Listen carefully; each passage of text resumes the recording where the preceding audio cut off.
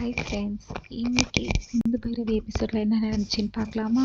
இங்கே சிந்து சொல்லுவா, நான் தான் ஸ்னேகாவை அடித்தது, உன்னை சாப்பிட விடாமல் பண்ணிவிட்டு அவன் மட்டும் நல்லா சாப்பிட்டுட்டு இருந்தா தான் போயிட்டு நல்லா வெளுன்னு வருதுன்னு சொன்னோடனே சிவா சிரிக்க ஆரம்பிச்சிருவா. இருந்தாலும் உனக்கு தைரியம் ஜாஸ்தி தான், அவள் ஹாஸ்பிட்டலில் அவளே அடிச்சிட்டியா நீன்னு சொல்லிட்டு சொல்லுவாள். இங்கே காலையில் அன்னபூர்ணியும் ஆறுமுகமும் பேசிட்டு இருப்பாங்க. அப்போ பைரவின்னு சொல்லுவாள், அத்தை எனக்கு ஒரு சந்தேகம் இருக்குது, இவர்கிட்ட சொன்னால் இவர் நம்பவே மாட்டுறாரு சொல்லிட்டு அவள் சொல்ல ஆரம்பிப்பா. எனக்கு இன்னும் இசைக்கு மேலே தான் டவுட்டாக இருக்குன்னு சொல்லிட்டு உடனே அன்னபூர்ணி சொல்லுவாங்க, அப்படிலாம் இருக்காதுமா, உனக்கு மகாவை பிடிக்காது, அதனால உனக்கு அப்படி தோணுது போலன்னு சொல்லிட்டு. இல்லை அப்படியெல்லாம் இல்லை, அன்னைக்கு அவங்க எந்த பதற்றமும் இல்லாமல் இருந்தாங்க. இந்த இசைக்குமே சரின்னு சொல்லிட்டு எதுவுமே அப்ஜெக்ட் பண்ணவே இல்லை. சரி நான் கல்யாணம் பண்ணிக்கிறேன்னு கல்யாணம் பண்ணிக்கிட்டான். எனக்கு இன்னும் இசைக்கு மேலேயும் மகா அத்தை மேலேயும் தான் டவுட்டாக இருக்குது, இவங்க 2 பேர் மேலேயும் தான் டவுட்டாக இருக்குன்னு சொல்லிட்டு சொல்லுவாங்க. இதெல்லாத்தையும் இசைக்கு ஒட்டி கேட்டுன்னு இருப்பான்.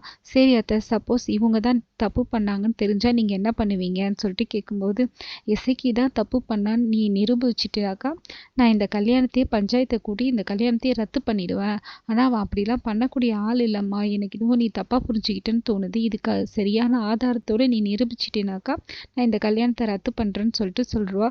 இது போதும் அத்தை, நான் நிரூபிக்கிறேன், நான் இப்போவே சஞ்சய் கிட்ட சொல்லி சஞ்சயை விசாரிக்க சொல்கிறேன்னு சொல்லிட்டு சொல்லுவா. இது இங்கே சிவாவும் சிந்துவும் ஒரு பக்கம் கேட்டுருப்பாங்க, இசைக்கும் ஒரு பக்கம் கேட்டுருப்பாங்க. இதை கேட்டவுடனே பைரவி சொல்லுவா ஆறுமுகம் கிட்ட, காயத்ரிக்கு ஒரு நல்ல முடிவு கொடுக்குறவங்க எனக்குமே காயத்ரிக்கு இதை மட்டும் நான் நிரூபிச்சிட்டேன்னா அப்போ என் வாழ்க்கைக்குமே அவங்க ஒரு நல்ல முடிவு சொல்லுவாங்க, நான் நம்புறேன்னு சொல்லிட்டு சொல்லுவாள். இங்கே இசைக்கு போய் மகா கிட்ட, அக்கா இந்த மாதிரி பைரவி கட்டுப்பிடிச்சிட்டாக்கா எல்லாத்தையும், அவன் இந்த மாதிரி சொல்லின்னு இருக்கா, அன்னபூர்ணியும் பதிலுக்கு இந்த மாதிரி சொல்கிறாங்கன்னு சொல்லிட்டு இவங்க 2 பேரும் சைலண்ட்டாகவே ஏதோ பிளான் பண்ணுவாங்க.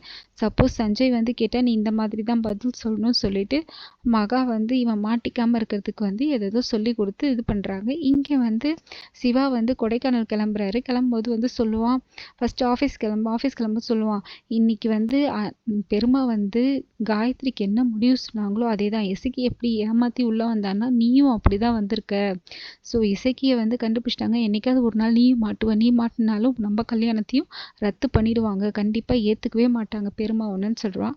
இங்கே சஞ்சய் வந்தவொடனே பைரவி சொல்லுவா, எனக்கு இசைக்கு மேலே சந்தேகமாக இருக்குது. இசைக்கு மேலே எப்படி? ஆமாம், கல்யாணம் பண்ணிக்கிட்டா அவனுக்கு பாதி சொத்து கிடைக்கும்ல, ஒருவேளை அதனால் இருக்கலாம்னு சொல்லிட்டு இவளோட சந்தேகத்தை ஃபுல்லாக சொல்லுவாள். சரி பைரவி, என்கிட்ட சொல்லிட்டல, நான் பார்த்துக்கிறேன், நான் விசாரிக்கிறேன் அவனு சொன்னோடனே அன்னபூர்ணியும் சொல்லுவாங்க, நீ தான்ப்பா விசாரித்து சொல்லணும், அதுக்கேற்ற மாதிரி தான் நான் முடிவு பண்ணணும். ஒருவேளை அவன் தப்பு பண்ணியிருந்தா சட்டப்படி என்ன தண்டனை கொடுக்கணுமோ நீ கொடு, நான் பார்த்துக்கிறேன், அதுக்கு நான் என்னோட முழு ஒத்துழைப்பு இருக்கும்னு சொல்கிறாங்க. சரி சொல்லிட்டு கிளம்பும்போது ஆறுமுகம் வரையாரு. நீ நான் எங்கள் வீட்டில் பண்ணுறேன்னு சொல்லிட்டு கேட்டோடனே, இனிமேல் வேலையே உங்கள் வீட்டில் தான் இருக்குதுன்னு சொல்லிட்டு அவன் போயிடுவான். இவனுக்கு கடுப்பாயிடும், அவனெல்லாம் ஏன் கூப்பிட்டு வச்சு பேசின்னு இருக்கீங்க, அவன் ஒரு ஆளுன்னு சொல்லிட்டு.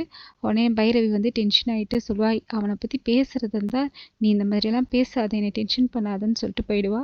இங்கே சிவா கொடைக்கானல் கிளம்பிட்டு இருப்பான். இவன் கேட்பா, டாக்டர் எங்கே போகிறேன்னு சொல்லிட்டு. கொடைக்கானல் போகிறேன், நீ சொல்லவே இல்லை, அதான் இப்போ சொல்லிட்டேன்ல சொல்கிறேன். ஓகே சரி டாக்டர், நானும் கூட சமைச்சு போட்டு உன்னை பார்த்துப்பேன்ல, ஏன் அங்கே ஹோட்டலே இல்லையா, அதெல்லாம் நான் பார்த்துப்பேன், இங்கே வீட்டில் எதுவும் பிரச்சனை பண்ணாமல் இரு, சின்ன சின்ன போலீஸ் ஸ்டேஷன் போயிட்டு இருந்த, அதுக்கப்புறம் நான் மூஞ்சிலே முழிக்க மாட்டேன்னு சொல்லிட்டு வார்ன் பண்ணுவான். அதோடு அவன் சரி நான் கிளம்புறேன்னு சொல்லிட்டு கிளம்ப. அவர் நினைப்பா, எப்போ பாரு அதையே சொல்லி காட்டுறாகேன்னு சொல்லிட்டு நினைப்பா. இதோட சிவா கிளம்புறதுக்கு ரெடி ஆகிட்டு இருப்பான். இதோட இன்னைக்கு எபிசோட் முடியுது, மறுபடியும் நாளைக்கு எபிசோடில் பார்க்கலாம். தேங்க்யூ, பாய்.